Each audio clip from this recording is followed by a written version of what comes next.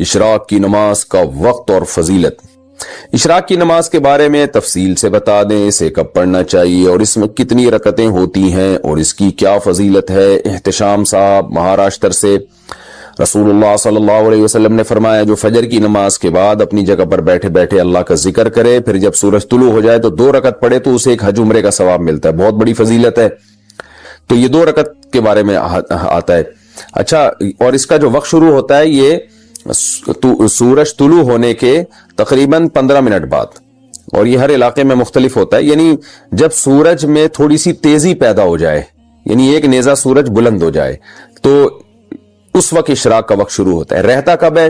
جو جمہور کا قول ہے اس کے مطابق چاش کے وقت تک رہتا ہے اشراق کا وقت، کیونکہ چاش میں نئی نماز کا وقت شروع ہو جاتا ہے، جس کو چاش کی نماز، جس کو اصل میں حدیث میں اوابین کی نماز کہا گیا ہے، وہ جب ہے جب سورج جو ہے زوال کا وقت اور طلوع کے وقت کے بالکل درمیان میں ہو، یعنی 45 کے زاویے پر جب سورج ہو جائے گا نا تو اس وقت چاش کا وقت شروع ہو جاتا ہے۔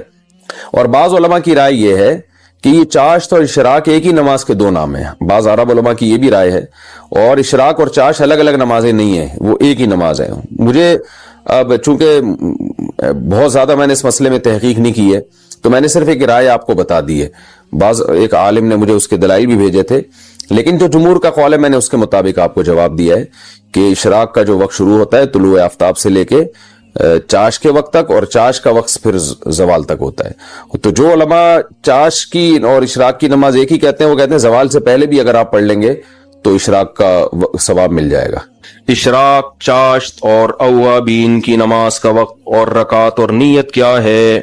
سورج جب طلوع ہوتا ہے نا تو تقریباً 20 منٹ یا 15 سے 20 منٹ کے بعد اشراق کا وقت شروع ہو جاتا ہے، تو یہ اشراق کا وقت ہے۔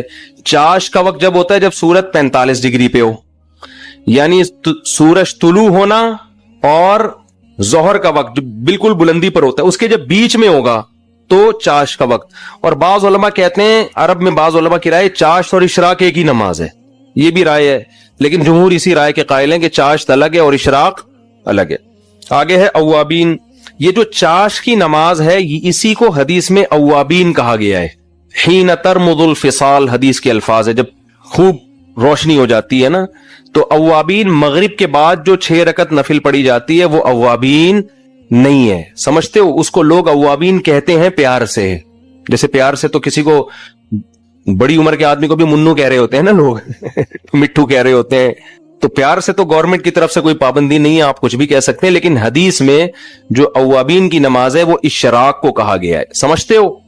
تو مغرب کے بعد بھی نبی صلی اللہ علیہ وسلم سے 6 رکعت پڑھنا ثابت ہے، اس کی الگ فضیلت ہے، وہ پڑھنی چاہیے، لیکن اس کو اوابین جو ہمارے ہاں رائج ہو گیا وہ غلط لفظ رائج ہو گیا۔ تو 6 رکعتیں پڑھ لیں، اچھی بات ہے۔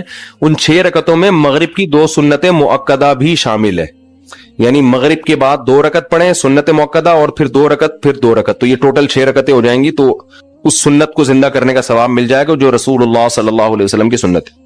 اوابین کی نماز اور رکعتیں۔ مغرب کی نماز کے بعد جو 6 رکعت اوابین پڑھتے ہیں، کیا اس میں مغرب کی 2 سنتیں بھی شامل ہوں گی؟ ہدایت اللہ صاحب کشمیر سے۔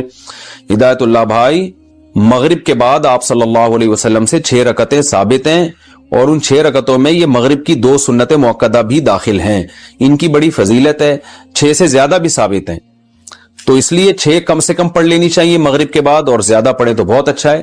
لیکن جو ہمارے ہاں اس کو اوابین کی نماز کہا جاتا ہے تو یہ ٹھیک نہیں ہے، اس لیے کہ حدیث میں جو اوابین کی نماز جس نماز کو کہا ہے وہ چاش کی نماز ہے، حین ترمض الفصال، جیسے کہ حدیث کے الفاظ ہیں فتلک صلاۃ الاوابین، تو وہ چاش کی نماز کو کہا گیا ہے۔ ہمارے ہاں مغرب کے بعد کی رکعتوں کو اوابین کہہ دیا جاتا ہے، تو اوابین کی نماز چاش کی نماز ہے جو دن میں پڑھی جاتی ہے، تو یہ والی جو مغرب کے بعد کی نماز ہے یہ اوابین نہیں ہے، لیکن اس کی ویسے فضیلت ہے، پڑھنی چاہیے، سنت سے ثابت ہے۔ زوال کا وقت کب سے کب تک ہوتا ہے؟ زوال کے وقت کی تعریف کریں۔ کچھ ٹائم ٹیبلز پر اس کا دورانیہ 1 گھنٹے سے زیادہ تک کبھی دیا گیا ہوتا ہے، کیا یہ صحیح ہے؟ عثمان غنی آئر لینڈ سے۔ دیکھیں، زوال کا وقت کہتے ہیں جب سورج بالکل سر پہ ہو۔ بالکل سر پہ کا مطلب یہ کہ بالکل بلندی پہ ہو۔ ظاہر ہے آئر لینڈ میں تو بالکل سر پہ سردیوں میں آئے گا ہی نہیں، عام علاقوں میں بھی سردیوں میں کنارے سے کنی کترا کے نکل رہا ہوتا ہے، تو بالکل سر پہ کا مطلب میرا یہ ہے کہ بالکل بلند ہو چکا ہو۔ تو جب بالکل سورج بلندی میں پہنچتا ہے اس کے بعد لڑکنا شروع کرتا ہے، تو وہ جو بالکل جب بلندی میں پہنچتا ہے وہ ہے زوال کا وقت. تو وہ علاقے جہاں سورج کی معمول کے مطابق حرکت ہوتی ہے، جیسے انڈیا، پاکستان ہے اور یہ سارے علاقے ہیں، تو جو ایکویٹر سے بہت زیادہ دور نہیں ہے، تو ان میں تو یہی ہوتا ہے کہ 5 منٹ پہلے اور 5 منٹ بعد کی احتیاط کر لیں. یعنی 10 منٹ زوال کا وقت ہے. یعنی سورج جب آپ کے سر پہ پہنچا بالکل، تو اس سے 5 منٹ پہلے کا وقت اور 5 منٹ بعد کا وقت، کیونکہ وہ دیکھنے میں بالکل سر پہ ہی لگ رہا ہوتا ہے، تو وہ وقت زوال کا وقت ہے. اب آئی لینڈ تو ظاہر ہے ایکویٹر سے بہت دور ہے. وہاں کے علماء کیا کہتے ہیں اس بارے میں وہ آپ وہاں کے علماء سے پوچھیں، کیونکہ وہاں جب سورج سر پہ پہنچے گا سردیوں میں، ایک تو پہنچنے میں بہت ٹائم لگائے گا وہ، کیونکہ دن بہت زیادہ لمبا ہوتا ہے وہاں پہ، اور پھر وہ سر پہ بہت دیر تک رہتا ہے وہ. تو وہاں کے علماء کا کیا فتویٰ ہے وہ وہاں کے علماء آپ کو بتائیں گے. وہاں 10 منٹ سے زیادہ ٹائم ہو سکتا ہے. اب 1 گھنٹہ تو مجھے بہت زیادہ لگ رہا ہے، 1 گھنٹے تک سورج سر پہ کیا کر رہا ہے وہاں کھڑے ہو کے، لیکن بہرحال اس کی حرکت وہاں ذرا سلو ہوتی ہے. یعنی دن بہت زیادہ لمبا ہوتا ہے، تو عین ممکن ہے وہاں 1 گھنٹہ ہوتا ہو، لیکن میرا خیال ہے 1 گھنٹے تک کا وقت نہیں ہے. 10 منٹ کو آپ بڑھا لیں 20 منٹ تک، تو صحیح بات وہیں کے آپ کو علماء بتائیں گے. بلکہ آپ خود مشاہدہ کر لیں، آپ دیکھ لیں آئی لینڈ میں سردیوں کے موسم میں، سردیوں میں نہیں ہوگا، گرمیوں میں ہوگا. گرمیوں میں دن بہت زیادہ لمبا ہوتا ہے. تو آپ آئی لینڈ میں دیکھ لیجئے، گرمیوں میں سورج بلندی تک پہنچتا ہے اور بلندی کے بعد کتنی دیر میں لڑکنا شروع کرتا ہے. تو جب آپ مشاہدہ کریں گے نا کہ کتنی دیر تک بالکل ہائٹ پہ رہتا ہے، تو وہ آپ کو خود ہی ٹائم کا اندازہ ہو جائے گا. اس میں کوئی اسپیسیفک کوئی خاص ٹائم متعین نہیں ہے شریعت کی طرف سے، بس یہ متعین ہے کہ دیکھنے میں آپ کو لگتا ہو کہ یہ بلندی پر ہے. تو ہمیں چونکہ یہاں پہ جو دیکھنے میں لگتا ہے، تو 5 منٹ پہلے 5 منٹ بعد اس کے بعد اندازہ ہو جاتا ہے کہ یہ جو ہے یہ موو کرنا شروع کر دیا، اس نے نیچے کی طرف اترنا شروع کر دیا ہے. تو آپ آئی لینڈ میں دیکھ لیں، اس کے بعد خود ہی اندازہ لگا لیں. آپ فجر کے بعد عمرہ اور حج کی فضیلت کیسے حاصل کریں؟ فجر کی نماز میں یہ جو کہا جاتا ہے کہ اگر فجر کی نماز کے بعد اسی جگہ پر بیٹھے رہیں اور اللہ کا ذکر کرتے رہیں سورج نکلنے تک، تو ہمیں 1 حج اور 1 عمرے کا ثواب ملتا ہے. تو اگر کسی کو زیادہ بیٹھنے میں گھٹنے کی تکلیف ہوتی ہو، وہ کس طرح یہ فضیلت حاصل کرے؟ انجم صاحب انڈیا سے.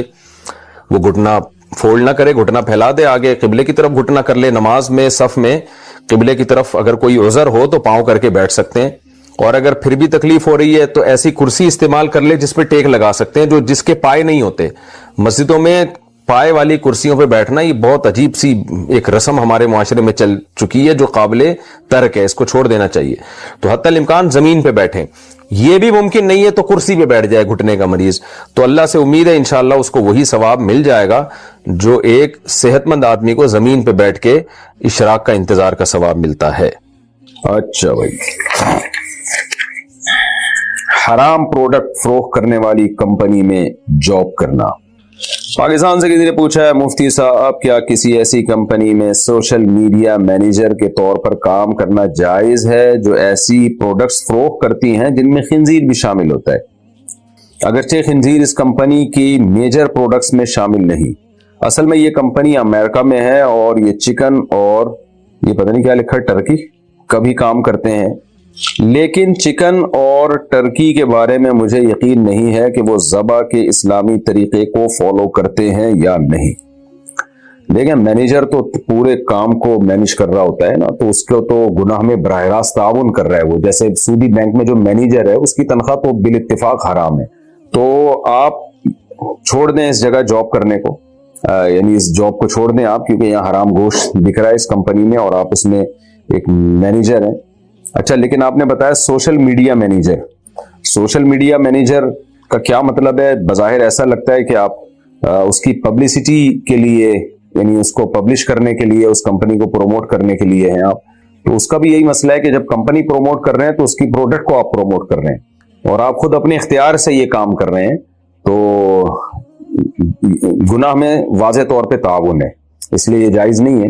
باقی تنخواہ حلال یا حرام ہونے کا تعلق اس سے ہے کہ اس کمپنی میں حلال کام کتنا ہے اور حرام کام کتنا ہے. تو حلال اور حرام کا ریشو نکالا جائے گا. سارے کام تو حرام نہیں ہوں گے، آپ نے خود بتایا، تو حلال و حرام کا ریشو نکالا جائے گا. یہ خود آپ زیادہ بہتر جانتے ہوں گے کہ کتنا حلال ہے کتنا حرام ہے اس میں. تو اس ریشو کے حساب سے جتنا حرام کا عنصر شامل ہو رہا ہے اتنے परसेंटेज आपको अपनी तनख्वाह से सदका करना पड़ेगा सवाब की नीयत के बगैर, ताकि बाकी तनख्वाह आपके लिए हलाल हो जाए। लेकिन मैं आपको ये कहूंगा कि आप इससे जल्द से जल्द इस काम से जान छुड़ाएं। इंडियन आर्मी ज्वाइन करना, कश्मीर इंडिया, क्या मैं इंडियन आर्मी ज्वाइन कर सकता हूं? आपको मालूम ही होगा कि उन्होंने कितना जुल्म कर रखा है कश्मीर में, लेकिन हमारी मजबूरी है, घर में कब तक बेरोजगार बैठे। इंडियन आर्मी ज्वाइन करना शहीदों के खून से गद्दारी तो नहीं होगी? देखें, इंडिया हो या कोई भी गैर मुस्लिम मुल्क हो, जो स्टेबल गवर्नमेंट हो, जिसकी मजबूत, तो वहां की आर्मी ज्वाइन करना जायज है। उसकी हैसियत ये होगी कि जैसे कोई गैर मुस्लिम है, वो आपको अपने घर की हिफाजत के लिए चौकीदारी की नौकरी देता है, डिफेंस की नौकरी देता है आपको, तो आपके लिए जायज है वहां तो। लेकिन उस चौकीदार के लिए जायज नहीं होगा कि अगर घर का मालिक किसी पे जुल्म करने का ऑर्डर देता है तो आप जुल्म करें, तो उस जुल्म में उसके साथ मुआवनत जायज नहीं होगी।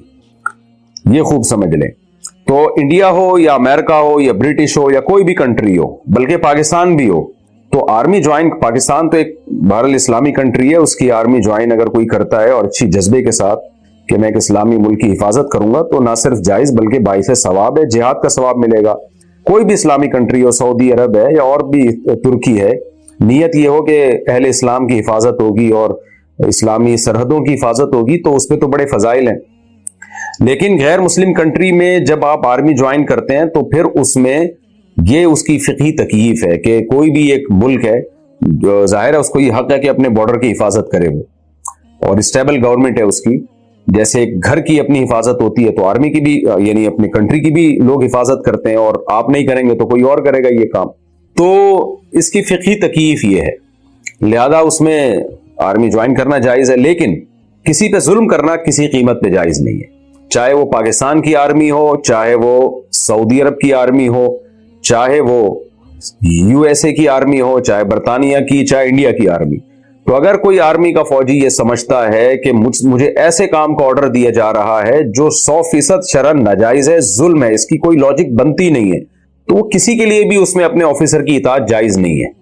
मिसाल के तौर पर आर्मी का एक ऑफिसर किसी एक आर्मी वाले को कहता है कि इसको शूट कर दो, बिला वजह कहता है, बस वैसे ही, और कोई उसकी लॉजिक नहीं है, तो जायज नहीं है उस ऑफिसर, उस एक फौजी के लिए कि अपने ऑफिसर के कहने पे किसी बेगुनाह को वो गोली मार दे, तो शरन जायज नहीं है। लेकिन दुनिया के मुल्कों का कानून है कि उसको ये करना पड़ेगा, तो ये कानून ही गलत है। लेकिन बाज दफा पता नहीं होता फौजी को कि ये जो हुक्म दिया जा रहा है जुल्म है भी या नहीं है। जहां पता होगा तो वहां कतन जायज नहीं है, चाहे वो पाकिस्तान आर्मी हो, चाहे किसी भी कंट्री की आर्मी हो। जहां 100% यकीन है कि भाई ये जुल्म बराए जुल्म ही है, तो किसी इंसान को भी किसी पे जुल्म की इजाजत नहीं है, और जुल्म में ताउन की इजाजत नहीं है। किसी कंट्री को भी इजाजत नहीं है कि किसी पे जुल्म करे, और कंट्री के ऑर्डर को फॉलो करते हुए किसी पे जुल्म करने की किसी शख्स को भी इजाजत नहीं है, किसी आर्मी को भी इजाजत नहीं है। तो खुलासा ये निकला कि इंडिया हो, अमेरिका हो, ब्रिटिश हो, पाकिस्तान हो, इस्लामी हो, गैर इस्लामी हो, कोई भी कंट्री है, आप उसकी आर्मी में अगर आर्मी ज्वाइन करते हैं तो हराम और नाजायज कामों में अपने ऑफिसर की बात मानना, मुल्क की कवानीन को फॉलो करना जायज नहीं है। बाज लोग ये कहते हैं कि जी हम तो मजबूर हैं, हमें तो ऑर्डर है ऊपर से, और फौज में ऑर्डर इज ऑर्डर। तो ये जो है ना, फौज में या किसी भी कंट्री में ऑर्डर इज ऑर्डर, ये कहने की हद तक तो बड़ा अच्छा है ये। लेकिन जहां 100% जुल्म होगा तो इंसानियत पहले है। कंट्री बनते हैं इंसानों के दिफा के लिए, ना कि इंसान जो है वो कंट्री के लिए बनते हैं। ये खूब अच्छी तरह समझ लें। तो अब अगर आप समझते हैं कि इंडियन आर्मी ज्वाइन करने के बाद आपकी जिम्मेदारी सिर्फ बॉर्डर की हिफाजत होगी और सिर्फ मुल्क का दिफा होगा, तो ठीक है। लेकिन अगर आप समझते हैं कि इंडियन गवर्नमेंट आपसे कहीं जुल्म करवाएगी, चाहे वो कश्मीर हो या कहीं भी हो, और आपको यकीन है कि ये काम आपसे करवाया जाएगा, तो फिर आपके लिए ज्वाइन करना जायज नहीं है। तो अब इसको कोई इंडिया पाकिस्तान का मसला ना बनाए। मैं पाकिस्तान के लिए भी ये बात कर रहा हूं कि अगर कोई पाकिस्तान आर्मी ज्वाइन करता है और उसको ये है कि पाकिस्तान किसी मुल्क पे जुल्म करेगा, फौज के जरिए बेगुनाह लोगों को मारेगा, तो फिर उसके लिए पाकिस्तान आर्मी भी ज्वाइन करना जायज नहीं है। तो यानी उसको यकीन हो कि मुझसे ये जुल्म वाला काम करवाया जाएगा, उसकी बात कर रहा हूं। तो इंडिया हो या पाकिस्तान हो, अमेरिका हो या जापान हो, कोई भी कंट्री है, आपके लिए उसकी आर्मी में जाना बिल्कुल जायज है, आपकी तनख्वाह हलाल होगी। लेकिन जुल्म में अपने ऑफिसर की बात मानना, हराम और नाजायज में अपने ऑफिसर की बात मानना, یہ جائز نہیں ہے، نہ کسی پولیس آفیسر کے لیے، نہ آرمی کے لیے، نہ کسی اور حکومت کے ملازم کے لیے۔ اس میں 2 اور 2 4 کی طرح اصول ہے کہ آپ اللہ کے قانون کے پہلے پابند ہیں، اس کے بعد ملکی قوانین کے آپ پابند ہیں، اور اللہ کے لیے تمام انسان برابر ہیں۔ کسی کے کہنے پر آپ کسی انسان کا بے گناہ کا قتل نہیں کر سکتے صرف اس بیس پہ کہ وہ میرے ملک کی پالیسی جو ہے یہ ہے کہ اس کو مارا جائے، تو اس بیس پہ کسی کو کے لیے بھی جائز، بلکہ اس ملک کی پالیسی کو غلط کہا جائے گا کہ اس نے ایسی پالیسی بنائی کیوں ہے۔ زمانے کو برا کہنا، عاصم نصیر کشمیر انڈیا سے۔ میں نے ایک دفعہ زمانے کو برا کہا تو کسی نے مجھے منع کیا کہ زمانے کو برا نہیں کہنا چاہیے، اس کی کیا حقیقت ہے؟ دیکھیں عاصم بھائی، صحیح حدیث میں ہے، آپ صلی اللہ علیہ وسلم نے فرمایا کہ اللہ تعالیٰ فرماتے ہیں لا تسبوا الدہر، زمانے کو برا بلا مت کہو، اس لیے کہ میں ہوں زمانہ، یعنی زمانے کے تصرفات تو اللہ کے ہاتھ میں، تو اس لیے علماء نے کہا ہے کہ بھی زمانے کو برا بلا نہیں کہنا چاہیے۔ لیکن ہم جب کہتے ہیں نا زمانہ ایسا تو وہ مجازی نسبت ہوتی ہے۔ مجازی کا مطلب یہ ہے کہ یہ جو دہری ہوتے ہیں نا، جو ایتھیسٹ ہوتے ہیں، جو ملحد ہوتے ہیں، یہ تو کہتے ہیں ٹائم ہی سب کچھ کر رہا ہے، زمانہ ہی سب کچھ کر رہا ہے، ان ہی الا حیاتنا الدنیا نموت ونحیا وما یہلکنا الا الدہر۔ نبی صلی اللہ علیہ وسلم کے دور میں جو ایتھیسٹ تھے وہ بھی یہ کہا کرتے تھے کہ ہماری یہ دنیا ہی کی زندگی ہے اور ہمیں ٹائم ہے جو ہمیں حیات بھی دیتا ہے اور موت بھی دیتا ہے۔ جیسے کہ ڈارون نے کہا نا، ٹائم گزرنے کے ساتھ ساتھ چیزیں خود بخود ہوتی ہیں، تو آٹومیٹیکلی خود بخود ہو رہا ہے سب کچھ۔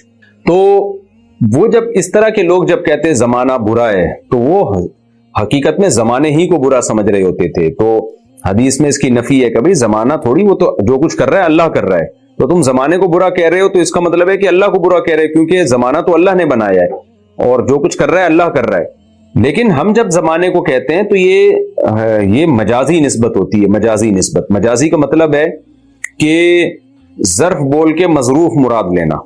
جیسے ہم کہتے ہیں نا میں بریانی کی 3 پلیٹیں کھا گیا، پلیٹیں تھوڑی کھائی ہوتی ہیں، آپ نے تو بریانی کھائی ہوتی ہے، لیکن کھانے کی نسبت آپ بریانی کی بجائے جو بریانی کا ظرف ہے، جو برتن ہے، اس برتن کی طرف آپ نسبت کر دیتے ہیں۔ تو جس چیز میں عمل واقع ہوتا ہے وہ کبھی کوئی برتن ہوتا ہے، وہ اسی طرح ٹائم بھی ہوتا ہے، تو ٹائم بھی ایک ظرف ہے، برتن ہے جس میں چیزیں واقع ہوئی ہوتی ہیں۔ تو بعض دفعہ آپ نے کسی کے عمل کو برا کہنا ہوتا ہے، لوگوں کو برا کہنا ہوتا ہے، لیکن وہ لوگ چونکہ اس ٹائم میں پائے جاتے ہیں تو آپ مجازن ٹائم کی طرف نسبت کر دیتے ہیں کہ زمانہ برا ہے۔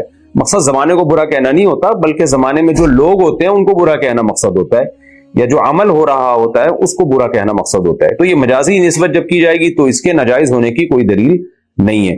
پھر بھی اگر احتیاط کر لے کوئی کہ حدیث کے ظاہر پر عمل کر لے اور زمانے کو برا بلا نہ کہے تو زیادہ تقوی کی بات ہے۔ بد کردار والد۔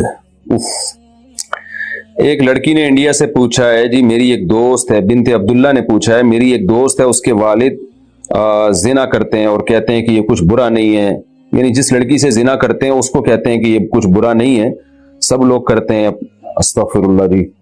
جب اس لڑکی نے، یہ بڑا ہی حیا کے خلاف مسئلہ ہے بھائی، دیکھیں اس طرح کے جو بہت ہی خطرناک مسائل ہونا تو وہ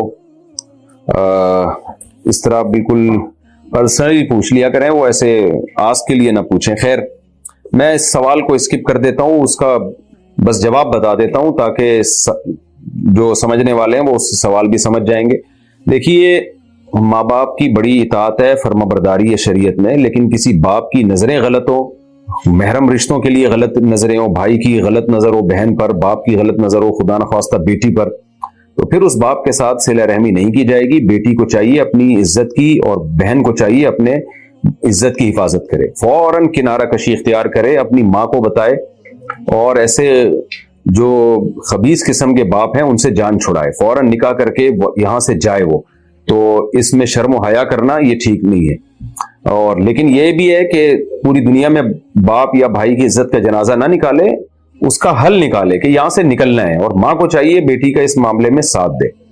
تو کیونکہ یہ جو پورن موویز لوگ گھروں میں دیکھ رہے ہیں، اس سے بہت ہی درندگی آ رہی ہے لوگوں میں، محرم رشتے بھی محفوظ نہیں ہو رہے، جو گندی موویاں دیکھ رہے ہیں، اور بیوی ہوتی نہیں ہے، دوسری شادی کا ہمارے یہاں رواج نہیں ہے، بعض دفعہ بیوی ایجڈ ہو جاتی ہے، مرد جوان رہتا ہے، تو پھر وہ گندگیوں کی طرف جانا شروع کر دیتا ہے۔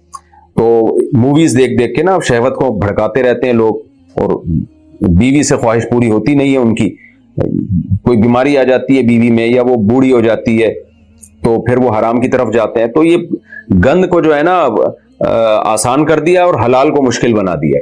تو خیر ایسا کوئی خبیث آدمی ہو یا خبیث بھائی ہو تو پھر لڑکی کو چاہیے کہ وہ فوراً اس سے علیحدگی اختیار کرے, ماں کو بتائے, ماں پھر بھی ساتھ نہ دے تو کسی بھی طریقے سے وہ علاقے کے تھانے میں رپورٹ کرائے. پہلی کوشش تو یہی کرے کہ تھانے تک نہ جائے, لیکن اگر نہیں کوئی بھی اس کا ساتھ دے رہا تو پھر ثبوت اکٹھی کر کے وہ کسی بھی طرح سے کسی ٹرسٹ سے رابطہ کرے جو قابل ٹرسٹ بھی ہو, یعنی ایسا ٹرسٹ ہو جو قابل اعتماد بھی ہو. کیونکہ بعض ٹرسٹوں کے بارے میں بڑی بڑی اوٹ پٹانگ خبریں آتی ہیں کہ وہ خود لڑکیوں جب وہاں جاتی ہیں تو وہ محفوظ نہیں رہتی. تو کوئی واقعی صحیح ٹرسٹ ہو تو کسی بھی طرح سے قانون کا سہارا لے, کورٹ میں کیس کرے, تو کسی بھی طرح سے اپنی جان کو وہاں سے بچائے.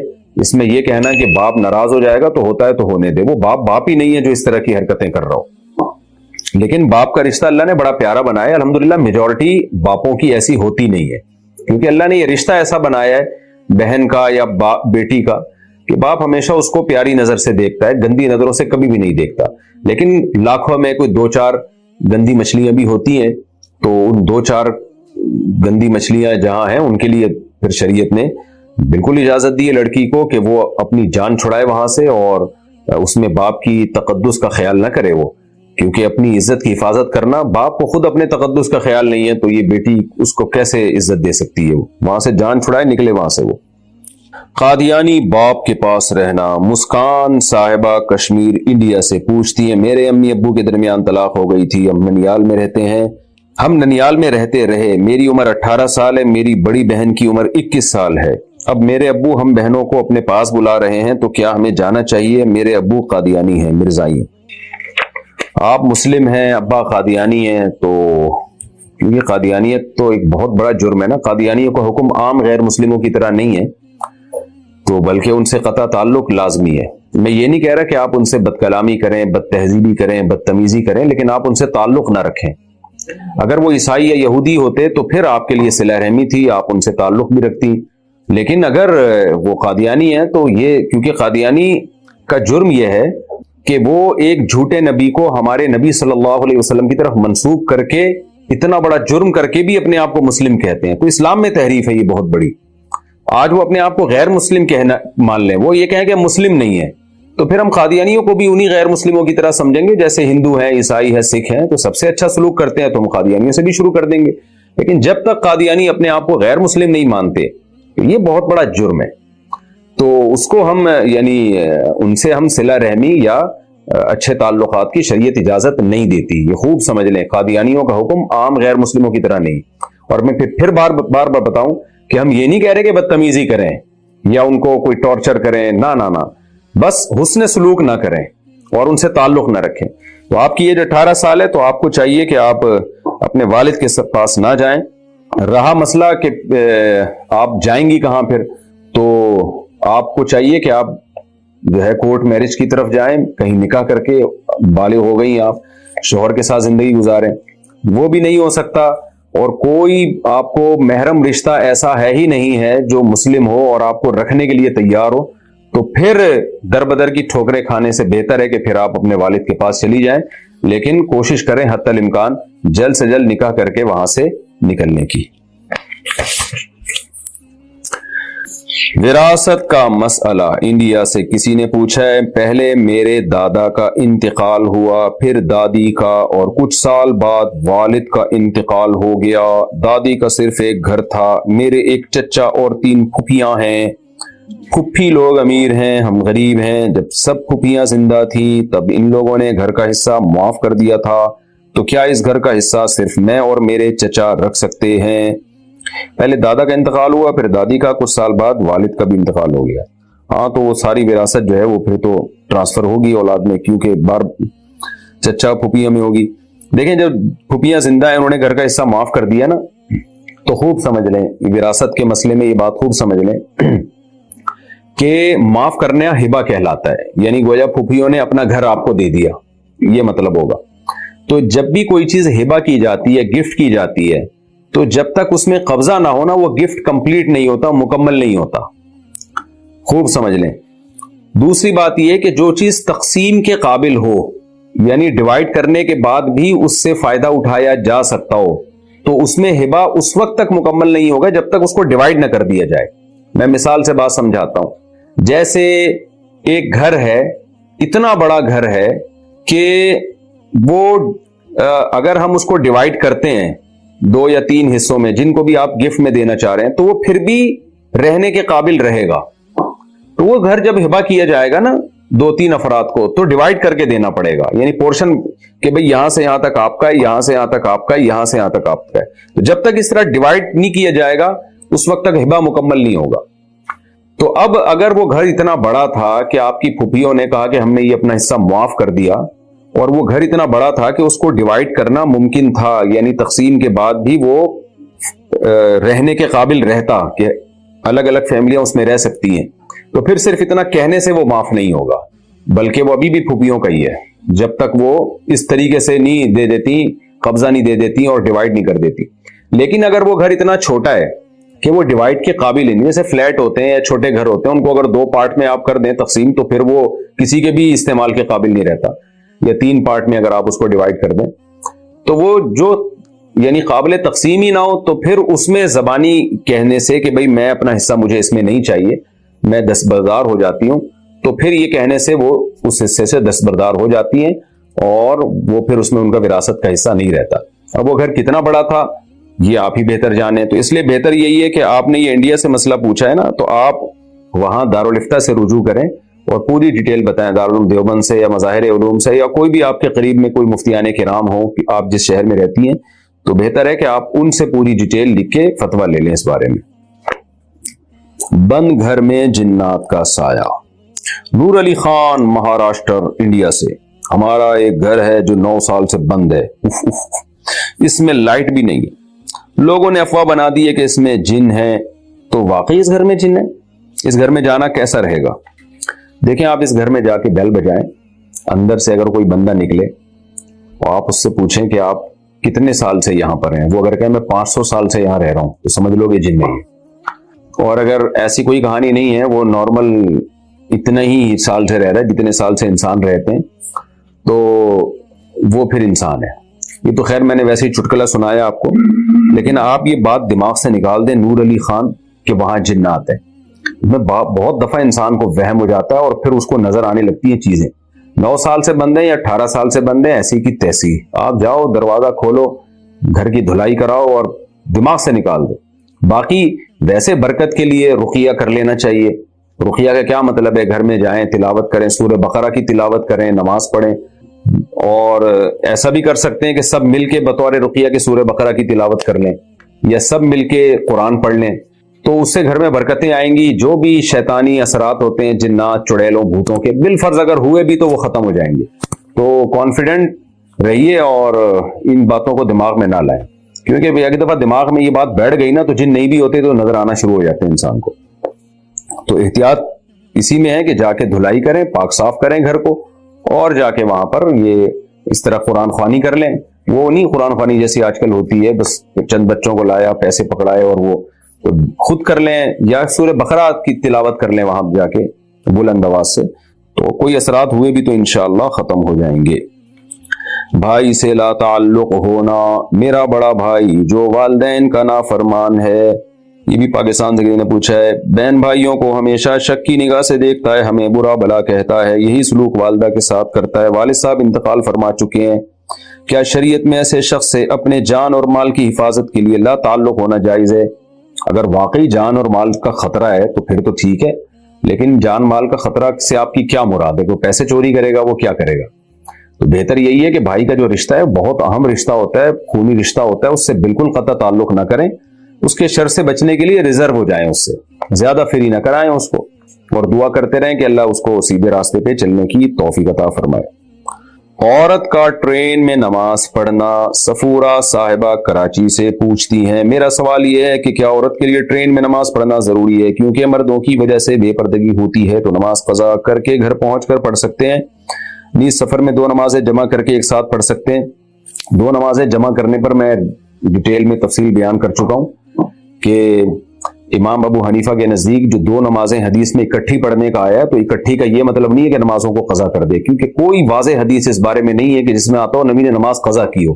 اور اگر کوئی واضح حدیث ہے بھی تو اس کی سند کمزور ہے، جبکہ قرآن مجید میں ایک جگہ نہیں متعدد جگہ پر اللہ نے حکم دیا کہ اپنی نمازوں کی حفاظت کرو، اور نمازوں کے اللہ نے ٹائم متعین کیے ہیں۔ تو ظاہر ہے حفاظت کا مطلب یہی ہے کہ جو معروف وقت ہے نمازوں کا، جو 5 ٹائم الگ الگ وقت ہے، تو اس کے حساب سے نماز پڑھا کرو۔ تو وہ حدیثیں دن میں 2 نمازیں اکٹھی کرنے کا آتا ہے، تو ان میں وہ والی حدیثیں جن میں آتا ہے کہ ایک وقت یعنی دوسرے وقت میں داخل کر کے نبی نے نماز پڑھی ہے، تو وہ والی حدیثیں ان حدیثوں کا مقابلہ اور قرآن کی آیتوں کا مقابلہ نہیں کر سکتی، کیونکہ سند کے لحاظ سے وہ اتنی مضبوط نہیں ہے۔ جیسے بخاری مسلم میں آتا ہے نا کہ نبی صلی اللہ علیہ وسلم نے بغیر کسی عذر کے بھی 2 نمازیں اکٹھی پڑھی ہیں، تو جمہور اس کا مطلب یہی بتاتے ہیں کہ وہاں اکٹھی کا مطلب ہے کہ ظہر کو عصر کے قریب لے کر گئے اور عصر کو اول وقت میں پڑھا، تو یہ مطلب ہے اکٹھی کرنے کا۔ تو ہم کہتے ہیں باقی جگہوں پہ بھی یہی مطلب ہے، سوائے عرفات میں اور مزدلفہ میں، وہاں حقیقت میں آپ صلی اللہ علیہ وسلم نے 2 نمازیں اکٹھی پڑھی ہیں، تو اس لیے ہم اس کو جائز نہیں سمجھتے۔ باقی کوئی فقہ شافعی کو فالو کرتا ہے یا فقہ مالکیہ کو فالو کرتا ہے تو پراپر ایک فقہ کو پھر فالو کرے۔ اب حنفی لوگ کیا کرتے ہیں کہ 2 نمازیں اکٹھی پڑھنے کے لیے شافعی بن جاتے ہیں، اور جب امام شافعی کہتے ہیں کہ صدقہ فطر میں آپ کو گندم ہی دینا پڑے گا، پیسے نہیں دے سکتے آپ، تو وہاں آ کے حنفی بن جاتے ہیں، تو یہ دین کے ساتھ مذاق ہے۔ تو احتیاط کا تقاضا بھی یہی ہے نماز جیسی اہم عبادت کے ساتھ، کہ ہر نماز اپنے وقت پہ پڑھی جائے۔ تو سفر میں آپ اس طرح کر سکتی ہیں کہ اپنے پاس موبائل کی ایپ میں نمازوں کا ٹائم رکھیں، ظہر کو آپ پڑھیں بالکل آخری وقت میں، سلام پھیرنے کے بعد تھوڑی دیر کے بعد ہی عصر کا وقت شروع ہو جائے، بے شک آدھا منٹ بعد شروع ہو جائے، تو آپ نے آدھا منٹ بعد 1 منٹ بعد عصر پڑھ لینی ہے۔ اس طرح مغرب کو ڈیلے کریں، آپ عشاء سے تھوڑی دیر پہلے پڑھیں، اور جیسے ہی مغرب ختم ہو تو فوراً تھوڑی دیر میں عشاء کا وقت ہو جائے گا، فوراً عشاء بھی پڑھ لیں۔ تو اس طرح سے 2 نمازیں اکٹھی، اور یہ حدیث سے ثابت ہے، لیکن یہ بھی عام معمول نہیں تھا نبی صلی اللہ علیہ وسلم کا، کبھی کبھار۔ تو اگر آپ کو کہیں مشکل ہو تو اس پر عمل کریں، ورنہ سفر میں بھی کوشش یہی کریں ہر نماز پراپر اپنے ٹائم پر ہو۔ باقی جو آپ نے مسئلہ پوچھا ہے کہ جی بے پردگی کی وجہ سے نماز چھوڑی جا سکتی ہے، تو بالکل نہیں چھوڑی جا سکتی۔ پردے سے زیادہ اہم حکم نماز کا ہے، تو آپ کو سفر میں نماز پڑھنی پڑے گی، چاہے ٹرین میں کتنا زیادہ رش ہو، چہرہ ڈھانپ کے نماز پڑھیں،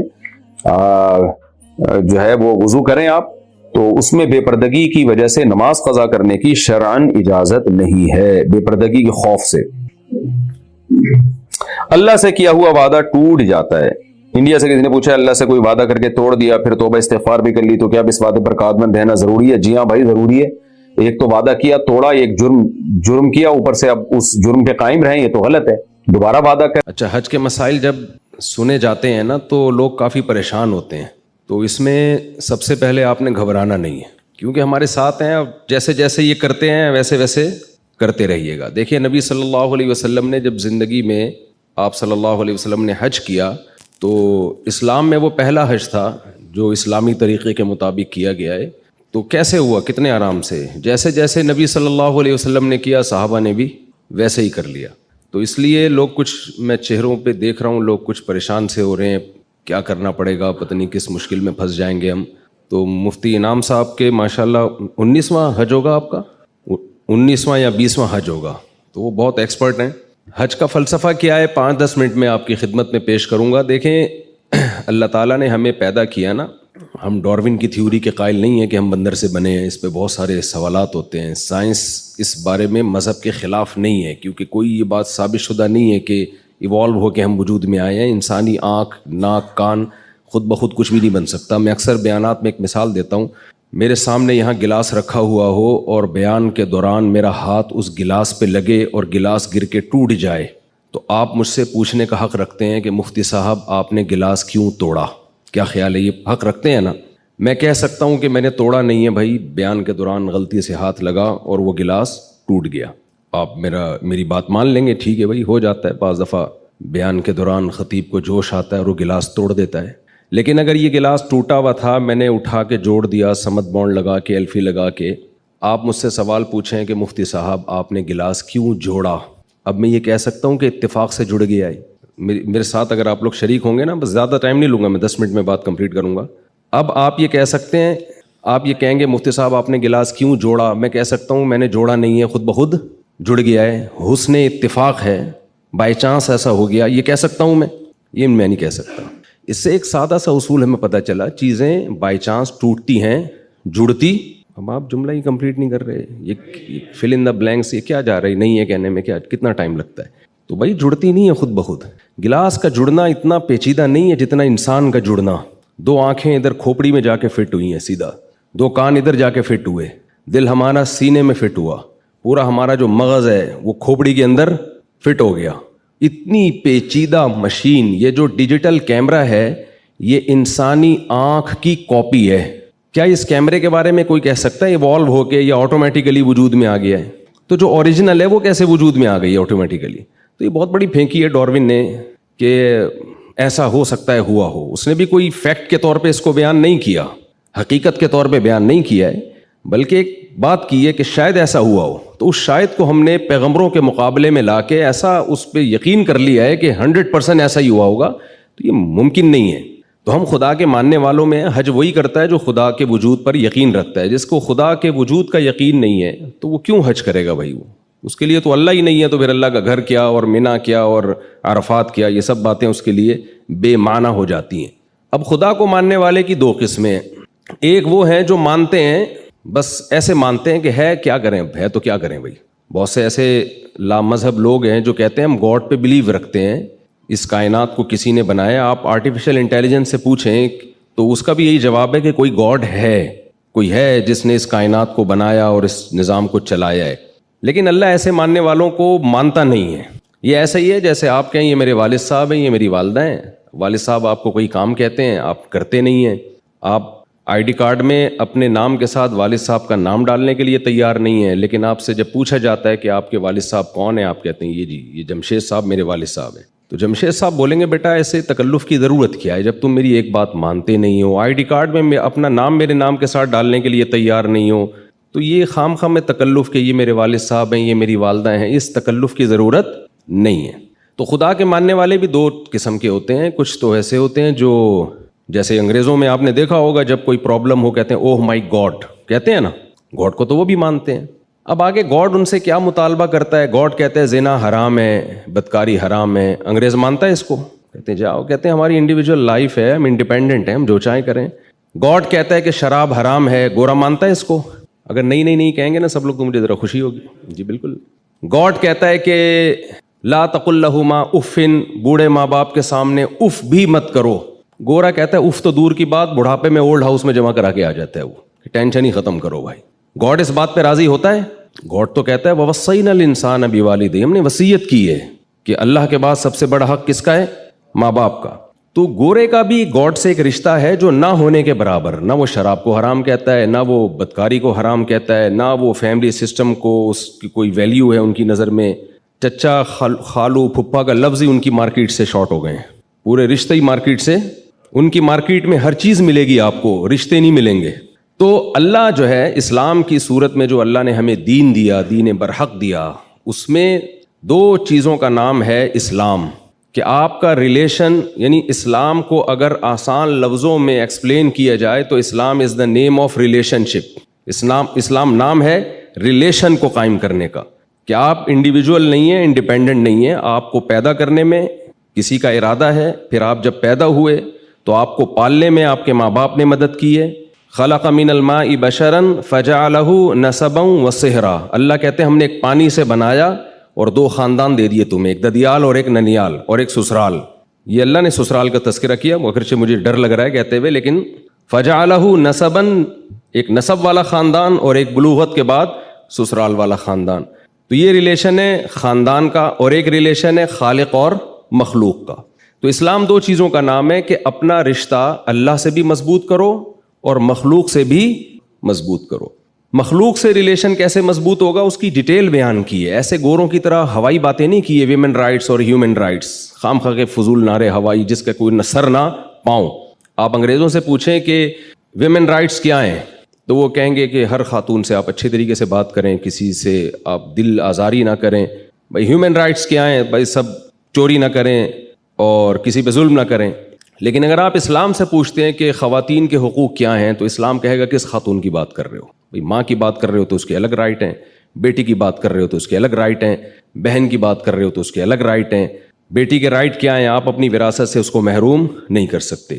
انگریزوں میں یہ حق ہے, مغربی دنیا میں حق ہے کہ آپ بیٹی کو وراثت نہ دینا چاہیں تو آپ کا یہ رائٹ ہے. اسلام میں کیا ہے کہ بھئی آپ بیٹی کو وراثت سے محروم نہیں کر سکتے. تو رائٹ کس میں زیادہ ہوئے؟ اسلام میں زیادہ ہوئے نا. تو ایک ایک رائٹ کی ڈیٹیل بیان کی ہے، ماں کے حقوق، بیوی کے حقوق، بیٹی کے حقوق، بہن کے حقوق. اسی طرح اسلام میں خالق کے بھی کچھ حقوق ہیں. صرف اوہ مائی گاڈ کی حد تک آپ نے خدا کو یاد نہیں کرنا، اتنا کافی نہیں ہے. تو اللہ نے مخلوق کے خالق سے ریلیشن کے لیے ہمیں 5 ارکان دیے ہیں.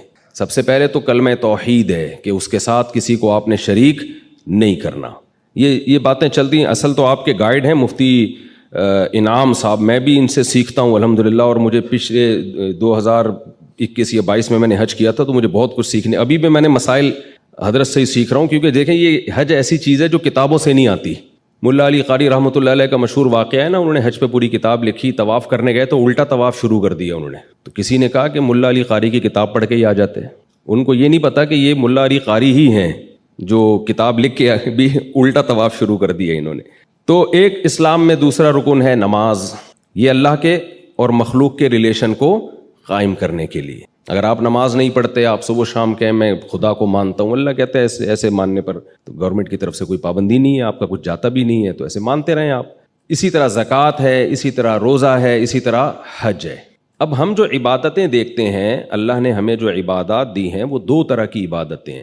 کچھ عبادتیں ایسی ہیں جن کی لاجک بہت آسانی سے سمجھ میں آ جاتی ہے. جیسے زکوٰۃ ہے، بہت آسانی سے سمجھ میں آتا ہے کہ زکوٰۃ کا مقصد کیا ہے، غریبوں کی مدد کرنا. یہ ہر مذہب میں ہے، ہر قوم میں ہے کہ آپ ضرورت مند لوگوں کی مدد کریں گے، لوگ تعریف کرتے ہیں. یہ ایک لاجک ہے، اس کی ایک سمجھ میں آتا ہے یہ کام. نماز سمجھ میں آتی ہے، آپ وضو کرتے ہیں، صاف ستھرے ہو کے مسجد جاتے ہیں، اللہ کے سامنے جھکتے ہیں، اس کی تعریفیں کرتے ہیں. سبحان ربی الاعلیٰ، سبحان ربی العظیم، ایاک نعبد و ایاک نستعین. لیکن اللہ تعالیٰ کچھ عبادات ہمیں ایسی دیتے ہیں جن کی سرسری غور جب آپ کرتے ہیں تو اس کی کوئی لاجک سمجھ میں آتی نہیں ہے کہ یہ کیوں ہے. تو اس کی ایک ہی لاجک ہے. وہ لاجک یہ ہے کہ میں یہ دیکھنا چاہتا ہوں تم میرے بندے ہو، میرے غلام اپنے آپ کو سمجھتے ہو یا نہیں سمجھتے. آپ نے فوج میں دیکھا ہوگا ٹریننگ کے دوران نا، بعض دفعہ کیا ہوتا ہے، فوجی آفیسر کیڈٹ کو بولتا ہے کہ جاؤ یہ کین یہاں سے اٹھا کے وہاں رکھ دو. وہ بیچارہ بھاگا بھاگا جا رہا ہوتا ہے، رکھ کے آتا ہے، کہتا ہے واپس اٹھا کے لے آؤ. تو سر آپ نے وہاں رکھوایا کیوں تھا جب واپس لے کر آنا تھا؟ تو وہ کیا سکھاتے ہیں، آرڈر از آرڈر. ان کو پتہ ہے جنگ میں اگر ضرورت پڑی نا کہ یہاں سے وہاں جاؤ، اور یہ مناظرہ کرنے لگ گیا کہ سر کیوں جاؤں، تو جنگ میں شکست ہو جائے گی. تو آفیسر کی اطاعت سکھائی جاتی ہے. کچھ ایسے کام کروائے جاتے ہیں بھائی تمہاری سمجھ میں آئے نہ آئے تم نے کرنے ہیں. تو حج بھی اسی ٹریننگ کا نام ہے. اللہ کہتے ہیں کہ میں جو کہہ رہا ہوں تم نے کرتے رہنا ہے، بس یہ نہیں پوچھنا کہ کیوں. یہی اس کی ایک لاجک ہے. دیکھیں اسلام میں لباس، گورے اس بات کا اعتراف کرتے ہیں کہ سلا ہوا لباس پہننا یہ مسلمانوں نے یہ دنیا میں پھیلایا ہے یہ، لیکن حج میں ہم سے سلا ہوا لباس چھین لیا جاتا ہے. مجھے آپ بتائیں اسلام میل کچیل کو پسند کرتا ہے یا صفائی کو؟ کبھی آپ نے سنا کہ جو جتنا گندا میلا ہوگا جنت میں اعلیٰ مقام پر ہوگا، یا مسجد میں جتنا میل؟ نبی صلی اللہ علیہ وسلم نے تو جو پیاز کھا کے، کچا پیاز کھائے نا، اس کو کہا ہے کہ لا یقربن مصلانا، مسجد آنا تو دور کی بات، قریب بھی نہ پھٹکے. اتنی نفرت تھا. حالانکہ پیاز کی اسمیل کوئی بہت زیادہ نہیں ہوتی. پسینے میں آیا کرتے تھے صحابہ کرام جمعے کی نماز میں. آپ نے حکم دیا غسل کر کے آؤ، کراؤڈ ہوتا ہے تو سب نہا دھو کے آئیں گے. تو اسلام میں صفائی کی اہمیت ہے. لیکن حج میں نبی نے فرمایا جتنا میلا کچیلا پراگندہ بال والا ہوگا ایسا حاجی اللہ کو محبوب ہے. روٹین سے ہٹ کے کچھ کام کروائے جا رہے ہیں ہم سے. عام طور پر سر ڈھانکا جاتا ہے، لیکن حج میں آپ کو سر ڈھانپنے کی اجازت نہیں ہے. نبی صلی اللہ علیہ وسلم نے ساری زندگی بال رکھے ہیں، کہیں بھی آپ سے سر منڈوانا ثابت نہیں ہے، لیکن حج کے موقع پہ سر منڈوایا جاتا ہے.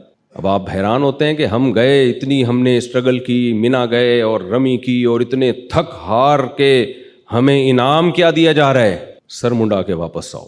کبھی آپ نے کوئی ایسا مہمان دیکھا، میزبان دیکھا جو اکرام کے طور پر آپ نے اس کے لیے اتنی محنت کی، اسٹرگل کی، اور وہ آخر میں کہے کہ بھی آپ نے کیا کرنا ہے، سر منڈانا ہے؟ تو یہ اللاجیکل کام ہے. نمازیں ہمیشہ وقت پہ پڑھی ہیں. حج میں نمازوں کے ٹائم کو چینج کیا گیا کہ مغرب کو آپ نے عشاء کے ساتھ پڑھنا ہے.